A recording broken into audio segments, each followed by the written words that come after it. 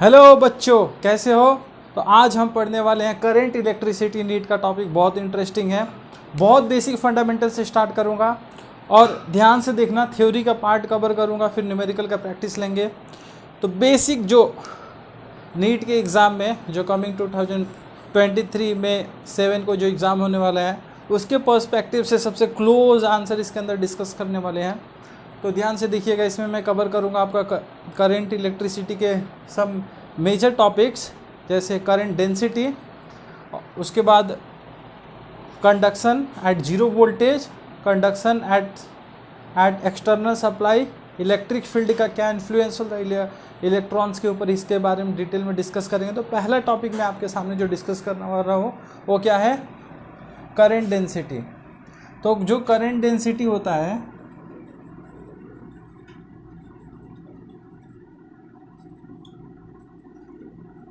तो current density एक vector quantity होता है जिसका नोटेशन होता है, जिसको मैं नोट करूंगा यहाँ पे, देखेंगे आप, जे बार, कैपिटल जे बार करंट, और ये rate of flow of current per unit area है ना। मतलब करंट डेंसिटी क्या होता है, एक पर्टिकुलर एरिया से कितना करंट फ्लो हो रहा है। क्योंकि सपोज ये कंडक्टर है, ये कॉपर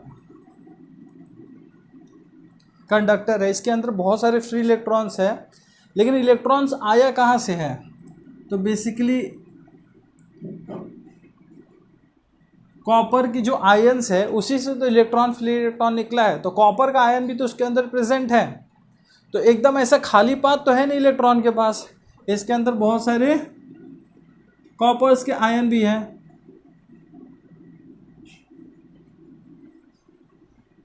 तो ये कॉपर्स के आयन क्या देते हैं, रेजिस्टेंस देते हैं in the path of free moving electrons. तो इनका कोलिजन होता है, दैट इज डिफरेंट थिंग। तो इसका मतलब होता है करंट का डेंसिटी डिफरेंट होता है डिफरेंट रीजन में, ये सेम होता नहीं है, यूनिफॉर्म होता नहीं है। तो कितना करंट है ना, करंट का डेंसिटी पर यूनिट एरिया के आधार पे, इसके अंदर करंट का डेंसिटी कितना है पर यूनिट एरिया के आधार पे, और ये है एरिया वेक्टर है ना। जैसे ये एरिया वेक्टर है, अगर ग्लास है होगा, जैसे ये पेन है, तो इसके कैप का एरिया वेक्टर क्या है, ऊपर के डायरेक्शन में। ये बोर्ड का एरिया वेक्टर क्या है, आउटवर्ड डायरेक्शन, मतलब एरिया जहाँ आप फेस कर रहे हो उसके परपेंडिकुलर डायरेक्शन में है ना। एरिया के फेस करने परपेंडिकुलर डायरेक्शन में क्या होता है, वेक्टर। आया समझ में। जैसे ये सरफेस है जिसके ऊपर मैं खड़ा हूँ, तो इसका एरिया वेक्टर मेरे अलोंग ऐसे परपेंडिकुलर। आया समझ में, एरिया वेक्टर होता है। तो यहाँ पे मुझे मिल गया करंट डेंसिटी।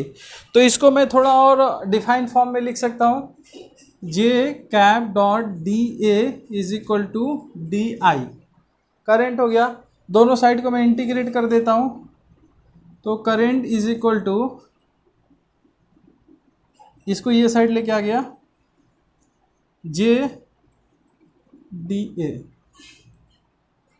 करंट डेंसिटी, और एरिया को हम यहाँ पे मल्टीप्लाई कर देंगे। तो बेसिकली इसको यहाँ पे ऐसे ही लिख देते हैं, current is equal to J dot D A. तो ये मेरा करंट है जो ये सर्किट में से फ्लो करेगा। तो ये बेसिक कंसेप्ट है करंट डेंसिटी का, जिसको मैं आगे यूज़ करूँगा अभी। इसके अंदर जो भी इलेक्ट्रॉन्स हैं वो रैंडम मोशन कर रहे हैं है ना, ये रैंडम मोशन कर रहे हैं, that is conduction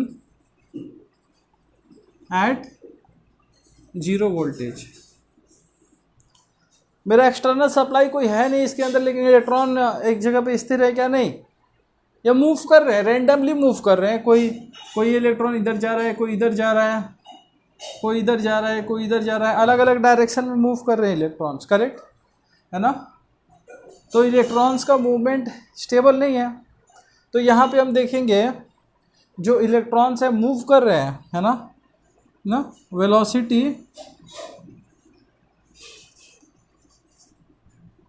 average velocity इनका जीरो होता है। मतलब पूरे एवरेज वेलोसिटी अगर देखेंगे, टोटल डिस्प्लेसमेंट अपॉन टाइम, तो क्या होता है, जीरो।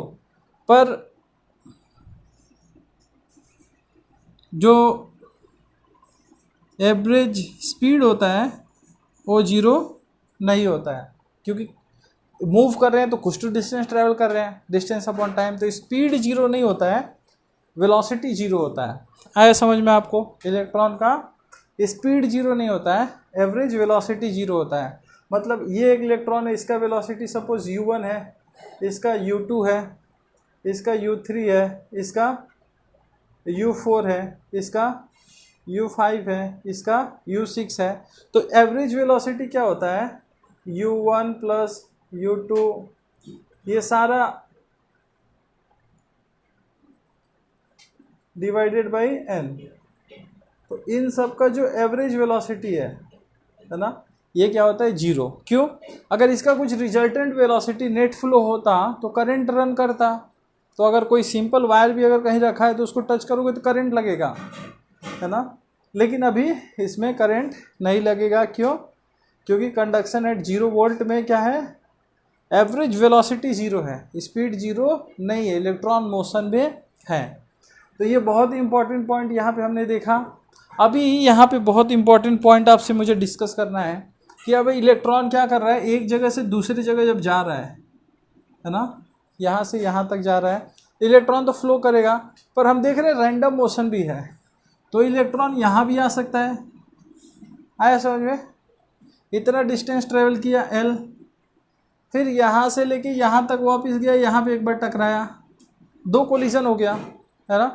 तो कुछ इम्पॉर्टेंट टर्म्स है जहाँ यहाँ से मुझे आपको बताना है। मीन फ्री पाथ, क्या? Mean free path. तो मीन फ्री पाथ होता क्या है? बहुत इंपॉर्टेंट चीज़ है ना, मीन फ्री पाथ। तो अगर यहाँ ध्यान से देखेंगे तो इलेक्ट्रॉन क्या कर रहा है, अगर ये एक नंबर का न्यूक्लियाई है, सपोज ये एक नंबर का न्यूक्लियाई है, ये 2 नंबर का न्यूक्लियस है, तो दो जगह जाके ये कोलिशन कर रहा है ना। तो क्या होगा? तो ये मीन फ्री पाथ क्या होता है? दो कोलिजन के, है ना, ये एक कोलिजन हो गया, यहाँ पे एक कोलिजन हो गया, तो दो कोलिजन के बीच का जो एवरेज डिस्टेंस होता है ना, सक्सेसिव कोलिजन बिटवीन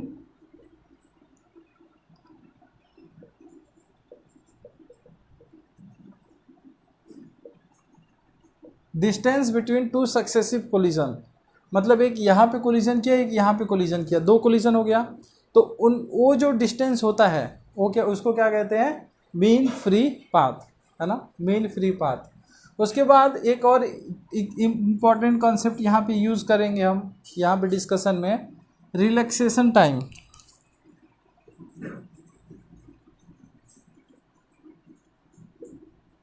जिसको हम सिंबल टाउ से डिनोट करेंगे। तो रिलैक्सेशन टाइम होता क्या है? बहुत सिंपल है। रिलैक्सेशन टाइम क्या होता है कि जब ये जब कोलिजन हो रहा है तो इसमें कुछ टाइम भी लग रहा है। जैसे दो सक्सेसिव कोलिजन के बीच का जो डिस्टेंस मीन फ्री पाथ है, सिमिलरली दो सक्सेसिव कोलिजन के बीच का जो टाइम इंटरवल है उसको रिलैक्सेशन टाइम कहते हैं। क्या कहते हैं? Relaxation time. तो इसको कैलकुलेट कैसे करते हैं रिलैक्सेशन टाइम को? तो रिलैक्सेशन टाइम को कैलकुलेट करते हैं टोटल कोलिजन बिटवीन, है ना, जो भी कोलिजन हो रहे हैं बिटवीन इलेक्ट्रॉन्स, कौन से? Free electrons. जितने भी कोलिजन हो रहे हैं, है ना,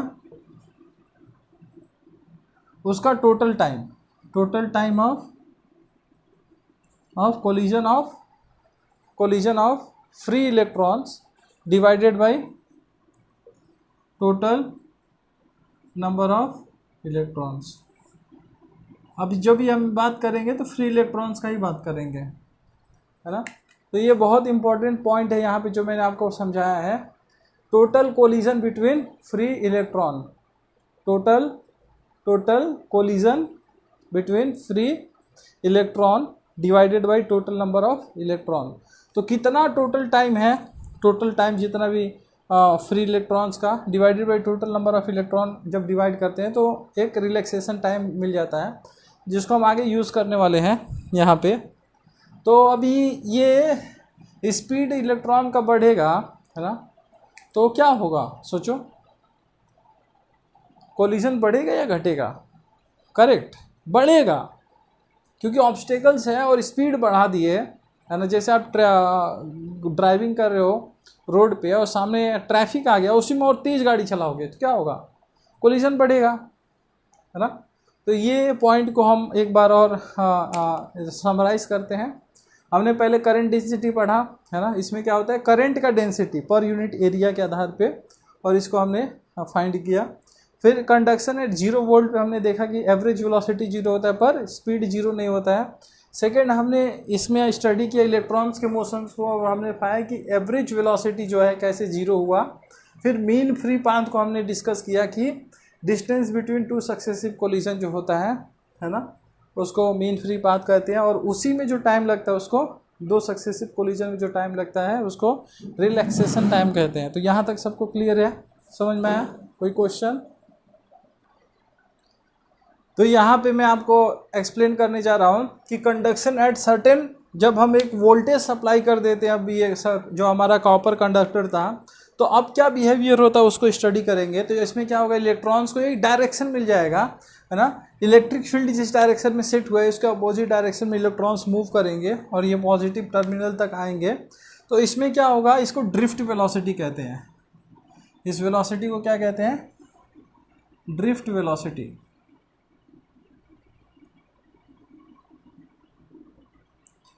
है ना। ड्रिफ्ट वेलोसिटी से इलेक्ट्रॉन मूव करेगा, तभी इलेक्ट्रॉन के पास दो वेलोसिटी आ गया। कितना वेलोसिटी आ गया? 2। ये फाइनल वेलोसिटी है। इनिशियल वेलोसिटी कैसे था? थर्मल वेलोसिटी था, है ना। थर्मल वेलोसिटी का फॉर्मूला होता है √3kT/r, है ना। √3kT/r that is thermal velocity. और इसका थर्मल वेलोसिटी था इंडिविजुअल, इसका इंडिविजुअल इलेक्ट्रॉन्स का, और इसका हमने एवरेज फाइंड किया था। क्या एवरेज? क्या था? 0। Average velocity of all the electrons at 0 supply, 0 voltage supply, average velocity कितना था? 0 था। आया समझ में? और यहाँ पे हमने देखा जब एक एक्सटर्नल सप्लाई देते हैं तो ये है इनिशियल, है ना, इनिशियल वेलोसिटी, प्लस अभी जब हमने यहाँ पे इलेक्ट्रिक फील्ड सप्लाई किया है तो कुछ चेंज आएंगे। क्या? इलेक्ट्रिक फील्ड के कारण हर एक इलेक्ट्रॉन एक फोर्स एक्सपीरियंस करेगा, और फोर्स पर यूनिट चार्ज क्या होता है? आपका इलेक्ट्रिक फील्ड होता है। हर एक इलेक्ट्रॉन का एक नेग्लिजिबल मास है, पर मास है ना। तो इसे एक्सेलरेशन फाइंड कर सकते हैं। यस, मास को, फोर्स को ये लिख देंगे इज इक्वल टू ई। तो एक्सेलरेशन क्या हो जाएगा? QE/m। बोलो समझ में आया? मास ऑफ इलेक्ट्रॉन है, चार्ज ऑन इलेक्ट्रॉन क्यू है, इलेक्ट्रिक फील्ड से सेट किया, ये मतलब एक्सेलरेट, ये इलेक्ट्रॉन एक्सेलरेट हो रहा है ये डायरेक्शन में इतने से, और ये बाद में एक्सेलरेट हो रहा है तो ड्रिफ्ट वेलोसिटी है, ये वेलोसिटी से मूव कर रहा है। तो इसकी में जब एक्सेलरेट कर रहा है तो कोलिजन भी हो रहा है, तो कोलिजन हो रहा है तो क्या हो रहा है? Relaxation time tau. तो ये आपका कौन सा है? न्यूटन फर्स्ट लॉ, है ना, Newton first law.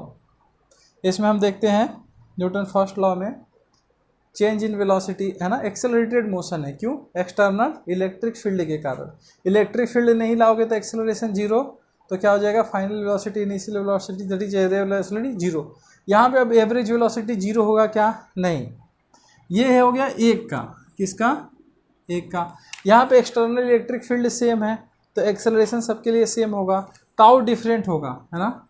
Relaxation time हर एक का अलग अलग होता है ना। तो ऐसे कितने होंगे? नंबर्स ऑफ होंगे। Vn is equal to UN plus A,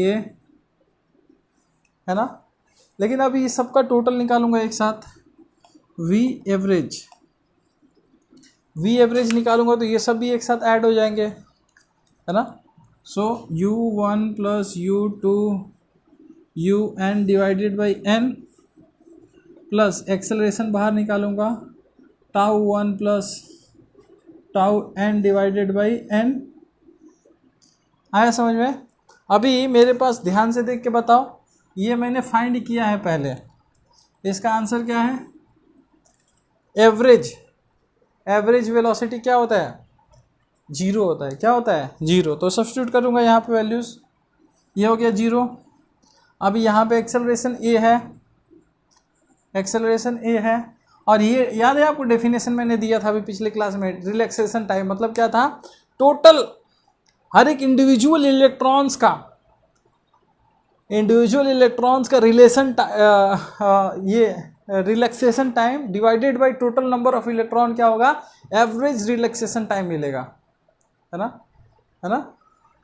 तो ये आपका हो गया टाउ, एवरेज रिलैक्सेशन टाइम हो गया जो हमने फाइंड किया।